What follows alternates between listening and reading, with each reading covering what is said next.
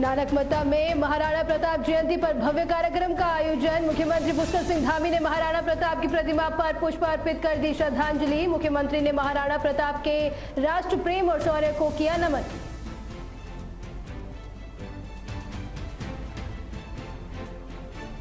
हरिद्वार में यूथ कांग्रेस ने किया जोरदार प्रदर्शन। नीट पेपर लीक मामले को लेकर केंद्र सरकार के खिलाफ खोला मोर्चा। यूथ कांग्रेस ने केंद्रीय शिक्षा मंत्री धर्मेंद्र प्रधान का मांगा इस्तीफा।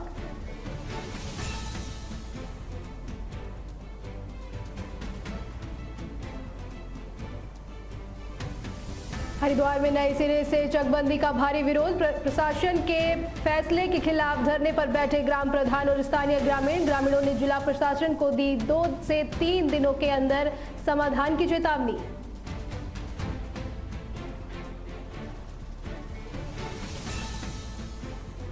हरिद्वार में बढ़ती महंगाई और पेट्रोल डीजल के दामों पर भारी आक्रोश।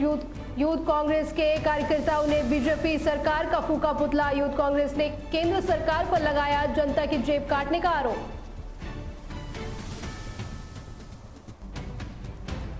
दिवंगत प्रतीक यादव की अस्थियां लेकर हरिद्वार के वीआईपी घाट पहुंचे परिजन। पारिवारिक पुरोहित ने विधि विधान और वैदिक मंत्रोच्चार के साथ कराया विसर्जन। बाबा रामदेव ने जताया गहरा शोक। बोले, प्रतीक यादव का असमय जाना बड़ी क्षति।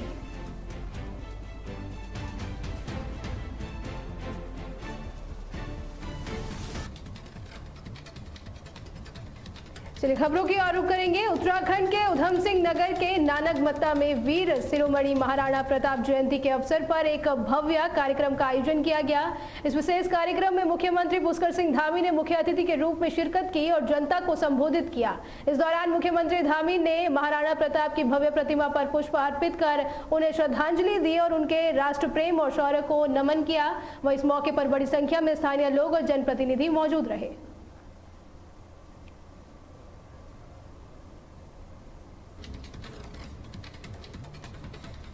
वहीं सपा प्रमुख अखिलेश यादव के छोटे भाई प्रतीक यादव की अस्थियां हरिद्वार के वीआईपी घाट पर लाई गई। इस दौरान प्रतीक यादव के परिजन मौके पर मौजूद रहे। वहीं पारिवारिक पुरोहित शैलेंद्र मोहन ने पूरे विधि विधान और वैदिक मंत्रोच्चार के साथ प्रतीक यादव की अस्थियों को पवित्र गंगा नदी में प्रवाहित करवाया। इस मौके पर बाबा रामदेव ने शोक जताते हुए कहा कि प्रतीक यादव का असमय जाना पूरे परिवार के लिए एक बड़ी क्षति है। प्रतीक यादव जी की गौ माता की सेवा में, सनातन धर्म में और अपने हिंदुत्व के जो शाश्वत सिद्धांत उनमें अटूट निष्ठा थी। बहुत ही हम्बल स्वभाव के, सदा हंसमुख और सदा ही रचनात्मक जीवन जीने वाले व्यक्तित्व रहे। फिजिकली भी बहुत फिट रहे। मैं तो उनके साथ जो गौशाला वो चलाते थे वहाँ पर भी गया। जब श्रद्धेय मुलायम सिंह यादव जी मुख्यमंत्री थे तब भी छोटे बालक थे, हमारे साथ खेले। जब बड़े हुए तब भी मैंने उनको देखा। उनका जीवन बहुत ही प्रामाणिक आदर्श रहा। आज उनकी अस्थि प्रवाह के निमित्त यहाँ पर अपर्णा यादव जी और पूरे मुलायम सिंह परिवार के काफ़ी सदस्य यहाँ पर उपस्थित थे बच्चों के साथ, और उनको अंतिम विदाई यहाँ से दी। उनकी दिवंगत आत्मा को भगवान मोक्ष प्रदान करे, अपनी शरणागति दे। जो यादव परिवार पर इतना बड़ा ये कष्ट आया, इसमें प्रतीक जी के जो अस्थि कलश लेकर के उनके भाई शिवपाल जी के बेटे आदित्य यादव जी ने कर्म कराया। साथ में तेज प्रताप जी है, अपर्णा जी थी, दोनों उनकी बेटी थी, और अपर्णा जी के भाई, उनके पारिवारिक जन भी इसमें शामिल हुए। सब परिवार ने आकर के पूरे विधि विधान के साथ सनातन परंपरा का पर्व निभाते हुए पूरे विधि विधान के साथ आपके सामने जो कर्मकांड कराया। माँ, हमारी ये प्रार्थना, माँ गंगा इस परिवार को शक्ति प्रदान करे और माँ गंगा दिव्यात्मा की आत्मा को मोक्ष प्रदान करे।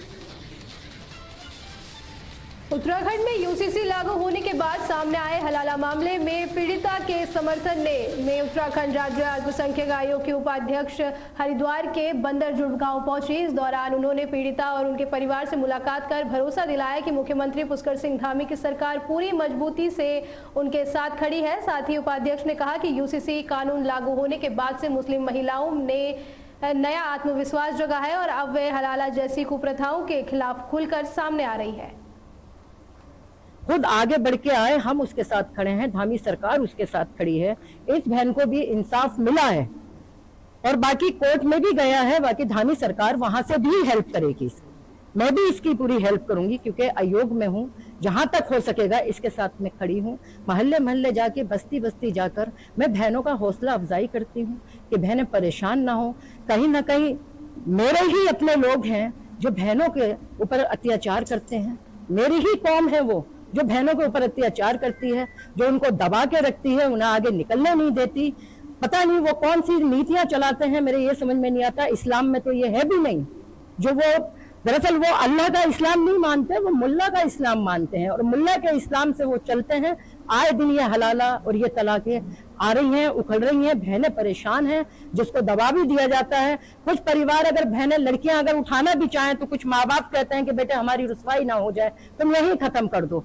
मैं एक तरह से ये कहना चाहता हूँ, ये जीता जागता सबूत है हमारे धामी जी का पंच है एक तरह के, कि देखो हम महिलाओं को लेकर कितने गंभीरता से हम महिलाओं के मसले को लेते हैं।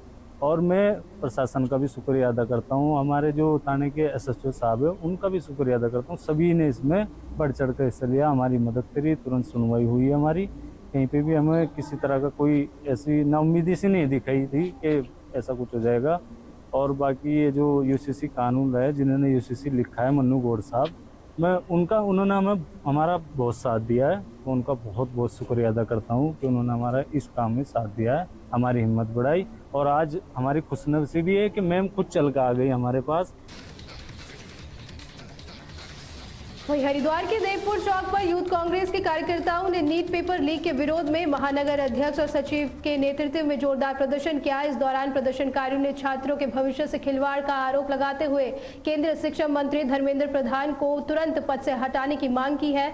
साथ ही यूथ कांग्रेस ने सचिव सार्थक ठाकुर ने आरोप लगाया है कि यह पेपर लीक मामला एक बहुत बड़ा भ्रष्टाचार का खेल है, जिसमें अधिकारियों, कोचिंग सेंटरों और शिक्षा माफियाओं की मिलीभगत है। ये जो देश में बच्चों के भविष्य के साथ भारतीय जनता पार्टी खिलवाड़ कर रही है, आप देखिए पिछले 3-4 साल से इस देश में नीट के पेपर लीक हो रहे हैं। हर जगह पेपर लीक की घटनाएं सामने आ रही हैं, जिसको लेकर आज यूथ कांग्रेस के साथियों के साथ एवं कांग्रेस के परिवार के साथ धर्मेंद्र प्रधान, जो कि इनका मंत्री है, उसका पुतला दहन कर भाजपा सरकार का विरोध प्रदर्शन किया गया है। और जिस प्रकार से देखिए कि इस देश में बेरोजगारी हो गई है, महंगाई, पेट्रोल डीजल के दाम इतने बढ़ा दिए इन्होंने, तो उसके खिलाफ कहीं ना कहीं यूथ कांग्रेस और देश की जनता में सरकार के खिलाफ आक्रोश है। तो उसी को लेकर आज यूथ कांग्रेस सड़कों पर उतरकर इनका विरोध प्रदर्शन किया है, जो मोदी जी के खिलाफ और भाजपा सरकार के खिलाफ। अब मोदी जी मन की बात तो करते हैं, जनता की बात करते नहीं है। जैसे पेट्रोल डीजल के दाम बढ़ गए, दूसरा नीट का पेपर लीक हो गया। जो बच्चा अपनी 1 साल से प्रिपरेशन कर रहा है, वो तैयारी करके बैठा है, उसको पता लगता है कि पेपर लीक है, तो ऐसे कैसे चलेगा। जो बेचारे नॉर्मल मिडिल क्लास फैमिली के जो अमीर हैं वो तो पेपर देके खरीद लेंगे पैसे देके, लेकिन जो नॉर्मल मिडिल क्लास है, इनका सपना है सरकारी स्कूल में कम फीस होती है, उसके जैसे डॉक्टर बने, सबके अपने बच्चे को कैसे अपने बच्चे को पढ़ा रहे हैं, लिखा रहे हैं। उसके बाद ये अगर पेपर लीक होगा तो एक आम जनता और मिडिल क्लास के बच्चे सर्वाइव नहीं कर पाए। वहीं रुड़की के मंगलौर सामुदायिक स्वास्थ्य केंद्र में विधायक काजी निजामुद्दीन द्वारा किए गए हंगामे को अस्पताल प्रबंधन ने पूर्व नियोजित साजिश बताया है। दरअसल विधायक ने आरोप लगाया था अस्पताल में एक मरीज कई घंटों से फर्श पर बदहाल लेटा हुआ था, जिस पर उन्होंने जमकर हंगामा किया था, जिसके जवाब में अस्पताल प्रशासन ने CCTV फुटेज जारी करते हुए साफ किया कि मरीज विधायक के आने से पहले खुद ही बेंच से उठकर फर्श पर लेटा था। और माननीय विधायक जी के द्वारा मैसेज भी दिया गया था, मेरी बात भी हुई थी, लेकिन मरीज माननीय विधायक जी को उसने गलत बताया है, क्योंकि जो वीडियो में रिफ्लेक्ट हो रहा है चिकित्सा अधीक्षक जो उपलब्ध कराया गया है, उसमें मरीज ऑलरेडी बेंच पे बैठा हुआ है और उसके उपरांत तो 1:12 पे मरीज आया है, लगभग 15-20 मिनट का अंतर रहा है। तो मरीज झूठ बोल रहा है कि जो है 9 साढ़े 9 बजे आया हुआ है। मरीज की जिद थी कि वो उसको वहीं एडमिट होना है, और टीबी के मरीजों के लिए अलग स्पेशल व्यवस्था होती है, इसलिए हमने उसको जिला अस्पताल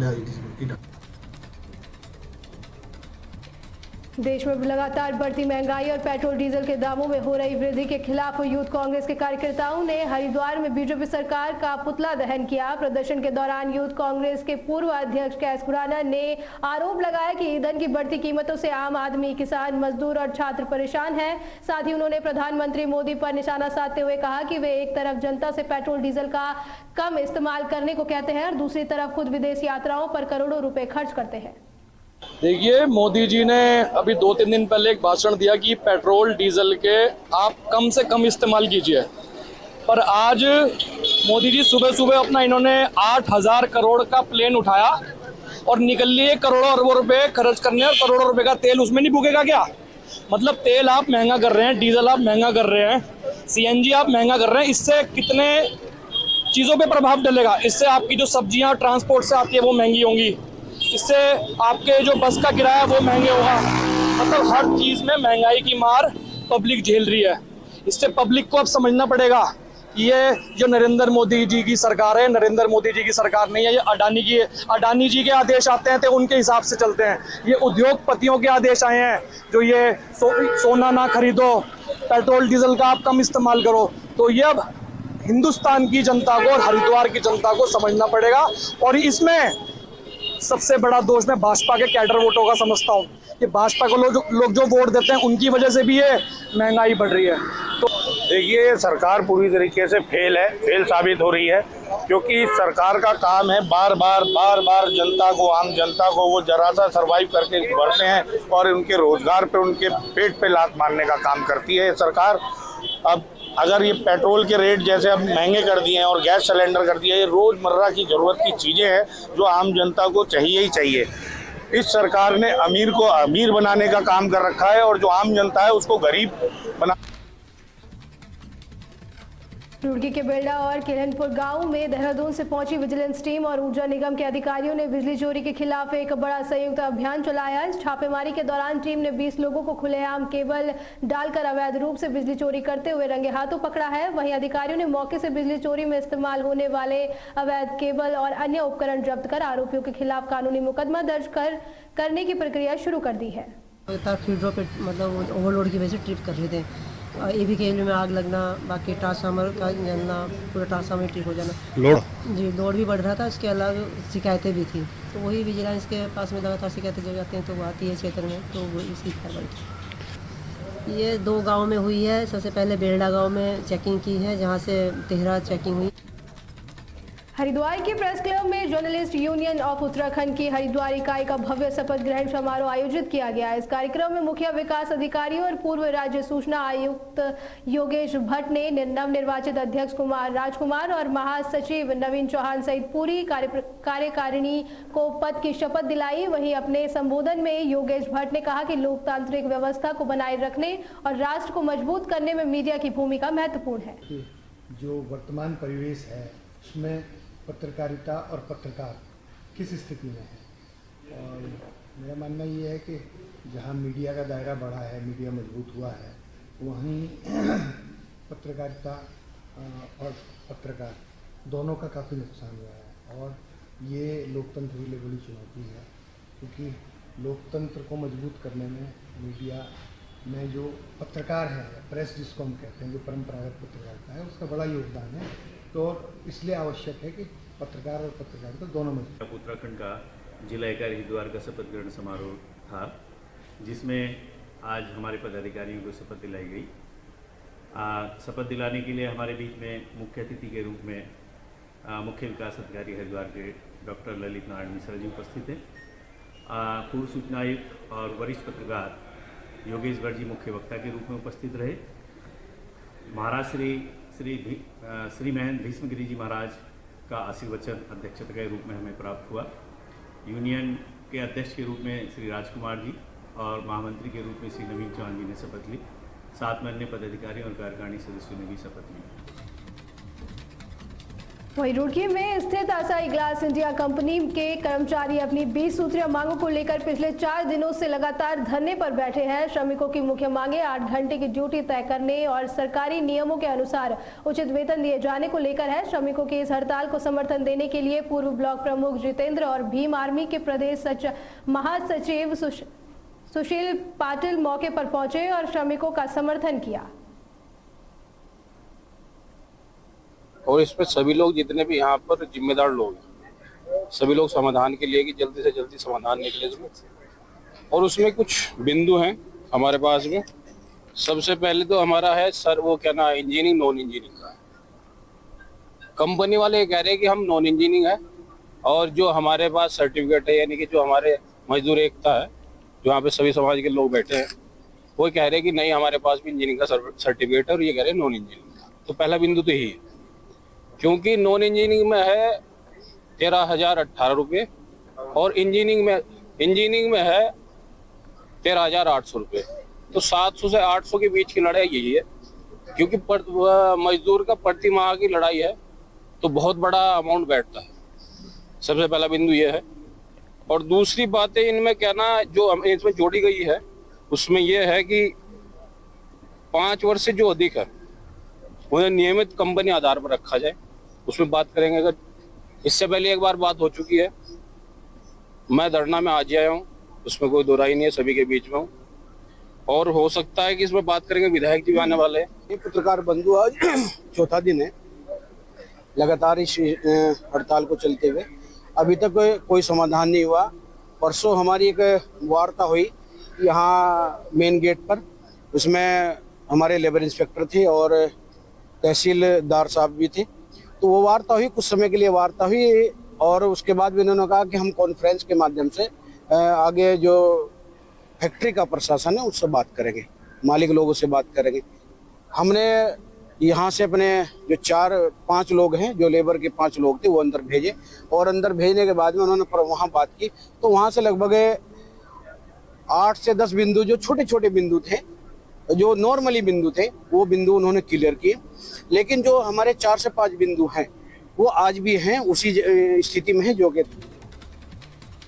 इस साइकिल से कार्यालय पहुंचकर एक मिसाल पेश की है। आपको बता दें कि हरिद्वार के एआरटीओ प्रशासन निखिल शर्मा ने पर्यावरण के संरक्षण और ईंधन की बचत के लिए अपनी सरकारी गाड़ी छोड़कर साइकिल से कार्यालय पहुंचकर एक मिसाल पेश की है। वहीं उन्होंने ये कदम प्रधानमंत्री और कैबिनेट के निर्देशों का पालन करते हुए उठाया है। इस दौरान एआरटीओ निखिल शर्मा ने बताया कि इस छोटी सी कोशिश से देश की अर्थव्यवस्था को लाभ होगा, प्रदूषण पर नियंत्रण लगेगा और फिटनेस भी बढ़ेगी।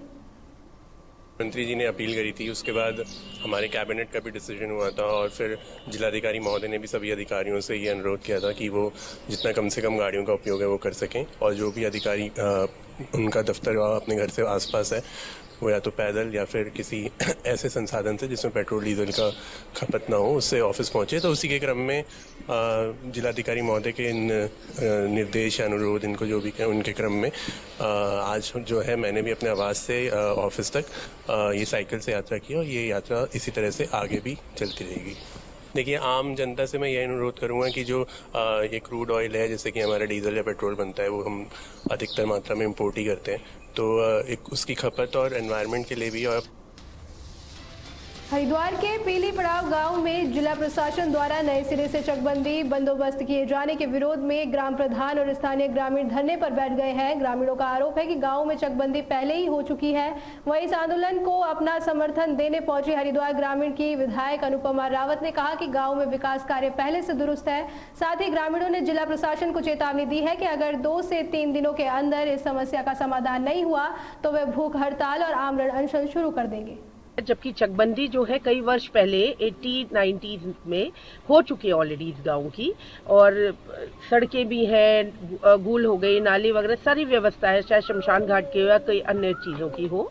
और जो थोड़ी बहुत प्रॉब्लम है वो सिर्फ जंगलात के साथ जो है सीमांत की वो है, तो जिसमें 81 से लेकर फसली भूमि का और 88 तक का पूरा उसमें मैप बना हुआ है, पूरे गांव की व्यवस्था है। तो जब चकबंदी ऑलरेडी उस टाइम पर हो चुकी है और पूरा ग्राम समाज जो है, सभा जो है और ग्रामीण जन ये कह रहे हैं कि दोबारा क्यों थोपा जा रहा है, जो कार्य हो चुका है इसके पीछे फिर मंशा क्या है प्रशासन की, शासन की। तो ये इसको लेकर एक लेटर जो है गांव के लोग और हम जो है जिला प्रशासन को सौंपेंगे। पीली पड़ाव में धरने में बैठने का ग्रामीणों का मुख्य उद्देश्य है यहाँ पर हो रही बंदोबस्त प्रक्रिया को जो जबरन शासन प्रशासन के द्वारा थोपी जा रही है, पूर्व में ही 1980 और 90 के बीच में यहाँ पर चकबंदी जो प्रक्रिया थी वो पूरी हुई थी, जिसमें ग्रामीणों की भूमि दस्तावेजों के आधार पर पूरी है। प्रत्येक खेत तक चक्रोड़ रोड बने हैं, प्रत्येक खेत तक सिंचाई हेतु गूल बनी है। फिर भी जबरन न जाने क्यों विभाग द्वारा ऐसी प्रक्रिया यहाँ पर की जा रही है।